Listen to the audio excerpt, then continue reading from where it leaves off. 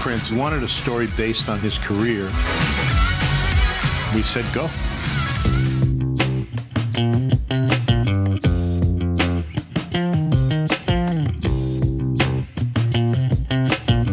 Welcome to Trimming Musical Fat and the latest episode of our Prince Side series, which focuses on his singles from 1978 to 1989. I'm Stephen Nicholson. Today we're going to be talking about the singles from the soundtrack to Prince's hit 1984 movie Purple Rain. Let's go crazy. Prince. Let's get nuts. The Purple Rain Tour.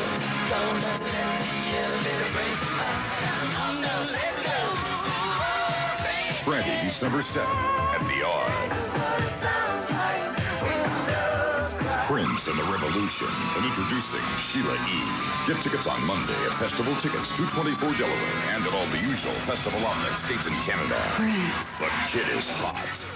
Purple Rain is the sixth studio album by Prince and was released in June 1984, 2 years after his previous album, 1999. It was recorded at various studios across the US between July 1983 and March 1984. Unlike his previous albums, where Prince played all the instruments himself, Purple Rain utilised a full band in the studio, The Revolution. He was 26 years of age when the album was released. So here's some facts related to the album. As confirmed already, it was released in 1984. There are 9 songs on it. Its duration is 44 minutes. In the UK, it got to number 7 on the album charts and was a US number 1. Sales-wise, it sold 23 million copies, which is a 16 million increase on his previous album, 1999. On rateyourmusic.com, the album has a rating of 4 out of 5. As a comparison, his previous album, 1999, is rated 3.92 out of 5. So the album cover, well, it's photographed at the Warner Bros. Studio backlot in California. And Prince toured the album on the Purple Rain Tour, and that began at the Joe Louis Arena in Detroit in November 1984. The tour spanned 98 shows, ending in April 1985, and sold 1.7 million tickets.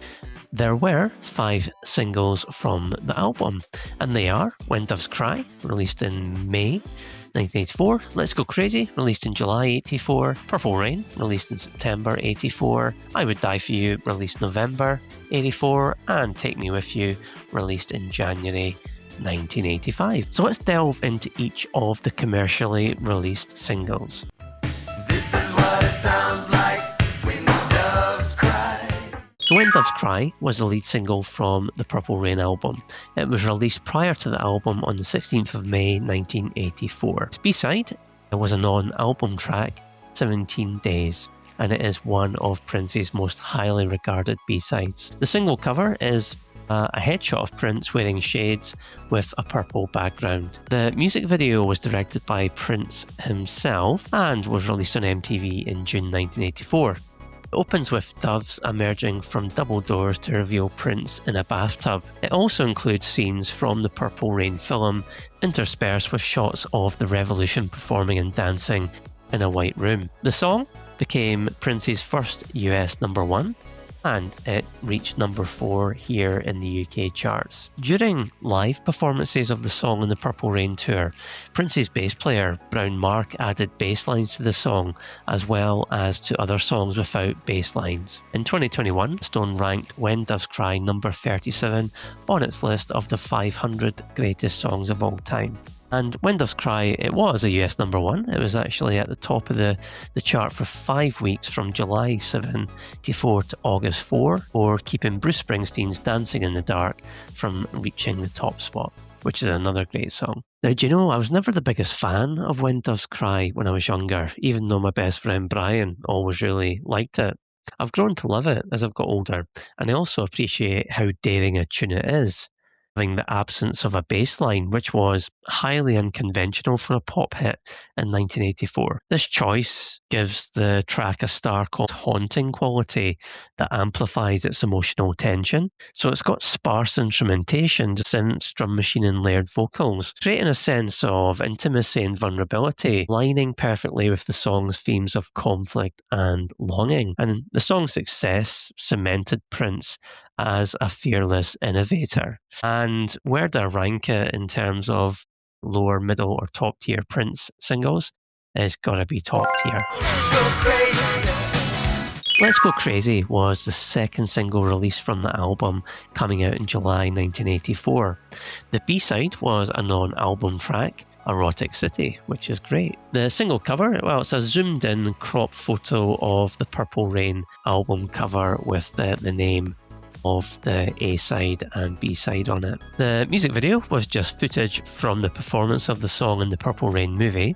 In the UK, it was another top 10 hit, getting to number 7, and in the US, it was Prince's second number 1. And here's a fact related to the track. Before a proper studio recording was made, Prince and the Revolution recorded the song live on the 3rd of August 1983 at First Avenue in Minneapolis, Minnesota, which is the same venue, the same concert where I Would Die For You, Baby, I'm a Star and Purple Rain were also recorded. And for me, it's one of Prince's greatest and most recognisable tunes. You've got to love the opening monologue on this track, setting a dramatic and almost spiritual tone.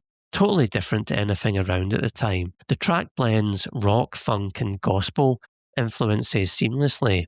The driving guitar riffs and pounding drums gives it a rock edge, while the rhythmic groove and vocal delivery maintain Prince's funk roots. The guitar work is exceptional, distorted and unapologetically loud, showcasing Prince's virtuosity. Its infectious energy can few tracks manage to be both a dance floor hit and a life-affirming manifesto. Like When Doves Cry, this is also top tier Prince. Purple rain, purple rain. Purple Rain was released as the third single from the Purple Rain album. Its B-side was a non-album track, God, and the cover for this has Prince pictured from the waist up, performing the song in the Purple Rain movie. And the video music for the song was also just Prince performing the song in the movie. It was another top 10 hit in the UK for Prince, reaching number 6, and in the US, sadly not giving him his third number 1 in a row. It just fell a little bit short, reaching number 2. And Purple Rain was ranked number 18 on Rolling Stone's 2021 list of the 500 greatest songs of all time. And did you know that it was originally written as a country song and intended to be a collaboration with Fleetwood Mac's Stevie Nicks? So I've always loved this song. So much so that along with the Beatles' Hey Jude, it's my favourite song of all time. In nearly 9 minutes, Purple Rain, it's more than a song, it's a cinematic experience. Its length allows for gradual emotional build-up, making the climax deeply satisfying. The track fuses soulful balladry with soaring rock guitar solos, creating a genre-defying masterpiece. That the orchestral touches add grandeur without overshadowing Prince's raw emotion. Lyrically, Purple Rain is ambiguous yet evocative, touching on themes of love, forgiveness and transcendence. The imagery of Purple Rain suggests something mystical and cleansing. It's not just a love song, it feels like a farewell, a plea and a prayer rolled into one, which resonates universally still. As the title track of the Purple Rain album and film, it became a defining moment in Prince's career and in 1980s pop culture. Its success bridged gaps between rock, R&B and pop audiences, influencing generations of artists. And where do I rank it? Well, of course, top tier. An absolutely amazing song. One of the greatest of all time.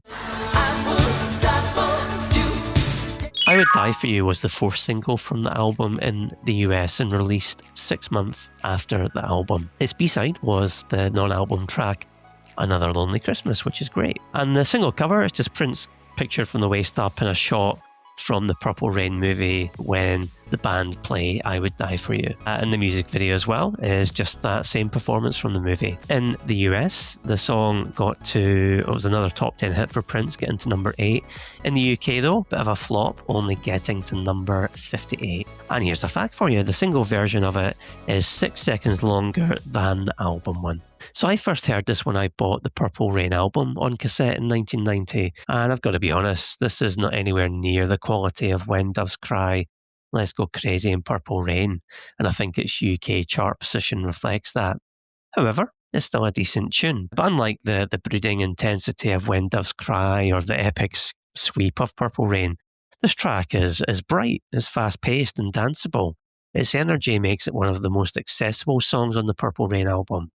The song leans heavily on electronic instrumentation, and drum machines dominate, giving it a crisp, futuristic feel that was ahead of its time in 1984. And at just over 2.5 minutes, it's concise yet impactful. It does pack a lot of emotional weight into the short runtime without the song feeling rushed. Lyrically, it's a declaration of unconditional love and devotion, but with a twist. The phrasing feels almost spiritual, elevating romantic love to something transcendent. Its brevity and infectious groove made it perfect for radio play, helping maintain the album's commercial momentum, especially in the US. Now, obviously I need to rank this. For me, it's just not top tier Prince by any stretch of the imagination here.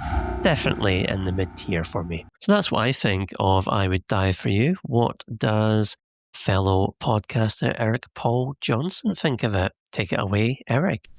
I'm Eric Paul Johnson from Face the Music, an Electric Light Orchestra song-by-song podcast. But as for Prince, when I first heard Purple Rain back in 1984, the whole album, I was just agog. This was such a great, freaking fantastic album. Oh my god. However, every album, no matter how great, has a few tracks that are less than stellar. They're not terrible, they're not bad.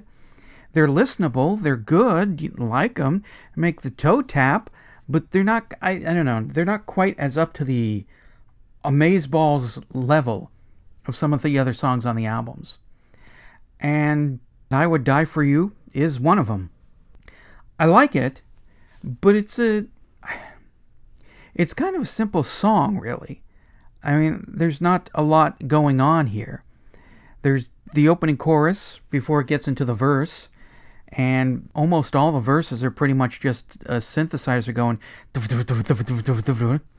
a sporadic, sort of random drum beat that carries through it of just thump, clap, snare, while Prince sings and does some self-harmonizing with himself.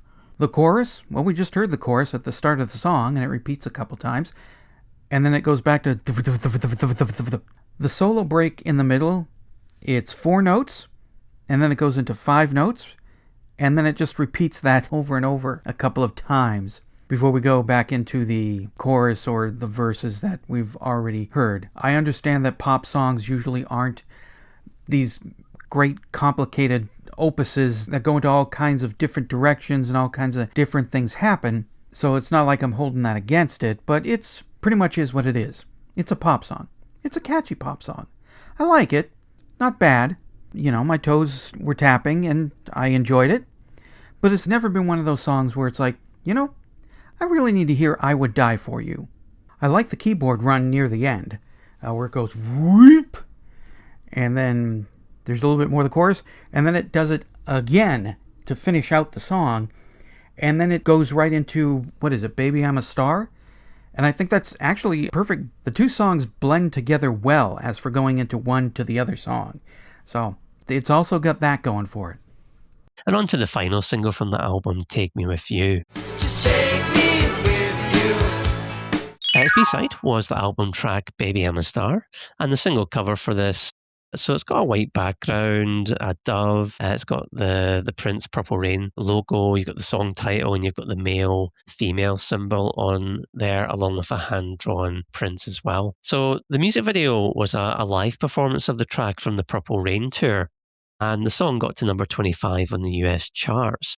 And a fact for you, the song is sung as a duet with Apollonia Cotero, but was originally intended to be performed by Vanity, who quit the Purple Rain movie shortly before filming began. So here in the UK, the track was actually a double A-side with Let's Go Crazy, so I'm guessing that's when I first heard it.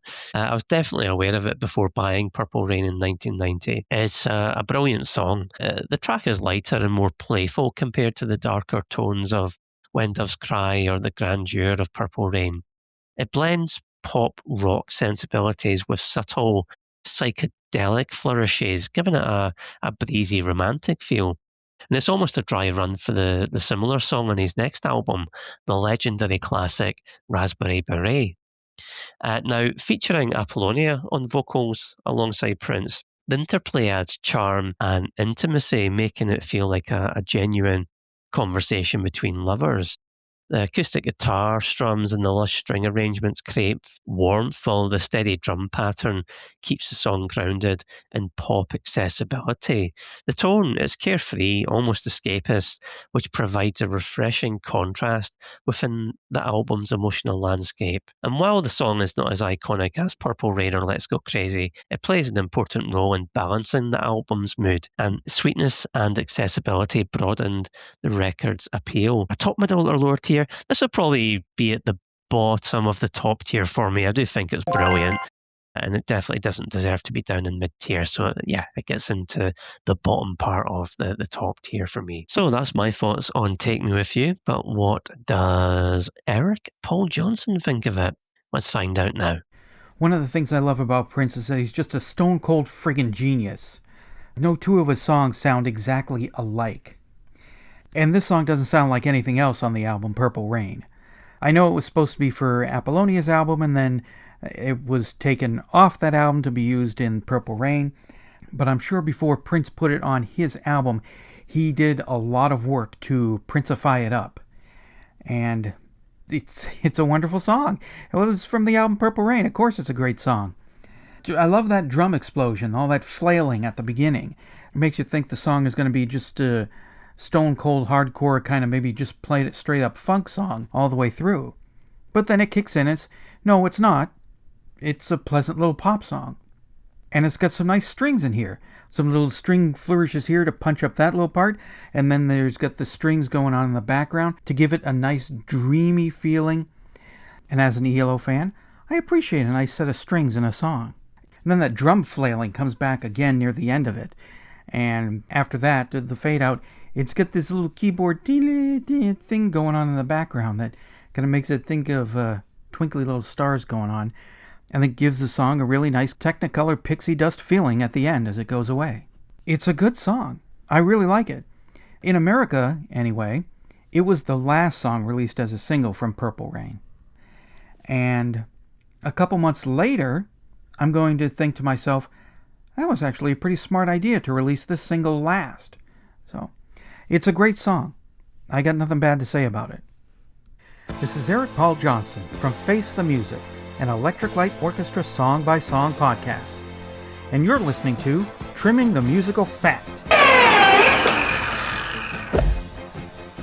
Oh dear. That wasn't my fat I trimmed.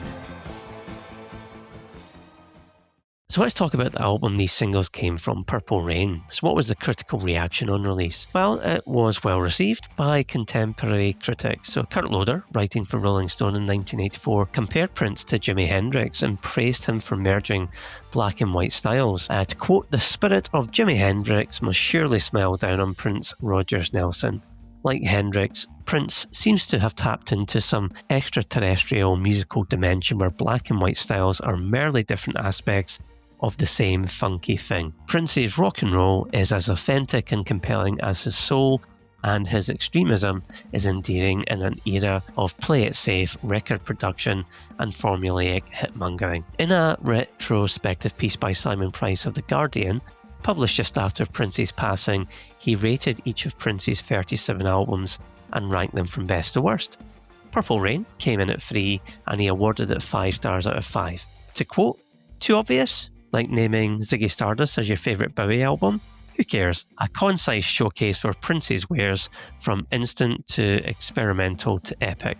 Uber pop perfection. So I bought the cassette of this album in 1990 and played it on my Walkman. I remember them? And I love it. Still do. One of my all-time favourite albums. Only 9 songs, no deadwood, an under 45-minute runtime, good variety of material, showcases how talented a performer and songwriter Prince was, and how good the Revolution were at backing him, his greatest backing band from me, bar none. And I've said it before, music is like a time machine. It's a soundtrack to your life. And putting this album on for me, it just always takes me back to sitting on a train in 1990, late at night, coming back from a family holiday, feeling bereft as I'd left behind a girl from a holiday romance, and the music picking me up as I listened to it on my headphones. Anyway, back to the album. Well, it's not just an album, is it? It's a cultural landmark, a masterpiece that blends rock, funk, pop and soul into a cohesive narrative that feels cinematic yet deeply personal. The album's sequencing is deliberate. It moves from electrifying energy of Let's Go Crazy to the introspective grandeur of Purple Rain, creating an emotional arc that mirrors the themes of love, identity, and transcendence. The lyrics explore love, desire, spirituality, and existential reflection. Let's Go Crazy urges listeners to embrace life fully, while When Doves Cry delves into relational conflict and vulnerability. Purple Rain serves as the emotional climax, a plea for forgiveness and redemption that feels almost sacred. Purple Rain remains timeless because it combines technical brilliance with emotional honesty. It's both a product of its era and a transcendent work of art that still resonates today. So the album cover, everybody knows the album cover with Prince sitting on the Harley Davidson, I think, with Apollonia on the stairwell behind him. And it couldn't really be more 80s, could it? It's not my favourite Prince album cover, but it's iconic. And I do have the poster of it in my vinyl copy of Purple Rain. I must check that out. So what are my 3 favourite tracks from the album? Well, Purple Rain, we've talked about it already. Let's Go Crazy, we've talked about it. The final one is a bit tougher. I'm maybe going to go with an album track, the beautiful one.